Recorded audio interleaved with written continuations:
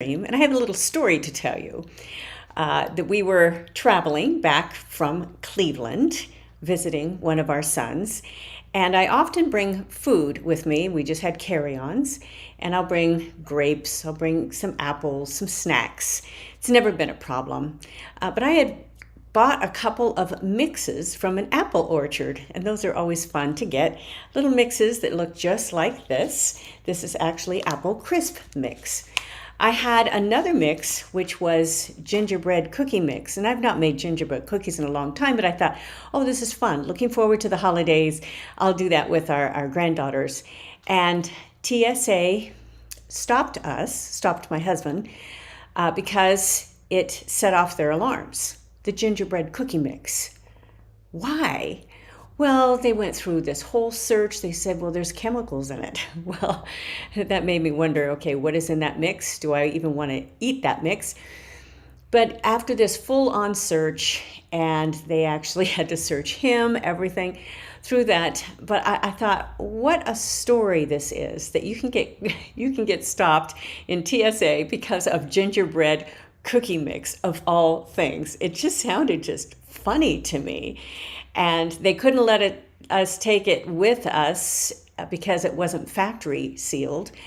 But unless they had gone through another full test, which would have probably taken hours, which would have probably been fine because we did not know at that point our flights were so delayed. We would have had time for them to go through that full check. But I said, oh, take the gingerbread cookie mix. Someone else be able to use that. But it was just funny to me. It was a story.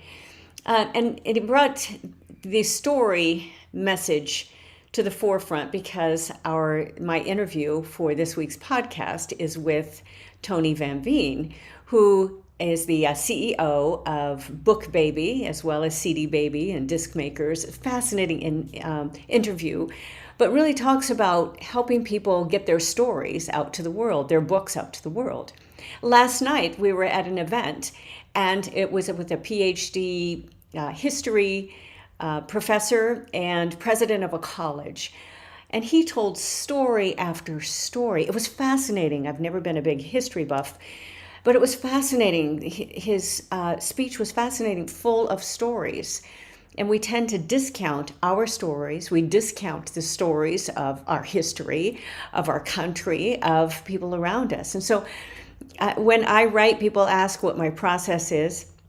I have my little index cards, and I start writing down stories and to document them. And of course, the two most recent books I have, one which is an allegory, which is The Summit, which it's a story, and it's a self-help book, but a story. The book Women at Halftime. It is full of stories and illustrations to help you climb your own hero mountain. And that's what Tony Van Veen does with his books and with all of those authors. He helps them launch their stories. So that's a little behind the scenes. I'm working, of course, on another book right now, but documenting stories and how important that is for all of us, not to forget our history, the history of those around us, and just document those little stories, especially if you are a writer. But journal them, put them down at your little notes and go back and review, and they make a great review of your own history as well. I hope you've enjoyed this today. Make sure that you connect with me, that you sign up with our newsletter, goalsforyourlife.com/newsletter. You can connect with me a number of other places, DeborahJohnsonSpeaker.com, DJWorksMusic.com. I have a lot of music out this time of year. Free devotional as well. Make sure you find that. If you're on my newsletter, you will get those notices. And make sure you listen to this week's podcast as well on maybe telling some of your stories and writing a book with Tony Van Veen. Thanks so much for joining me, and I'll look forward to being with you again next time. Bye-bye.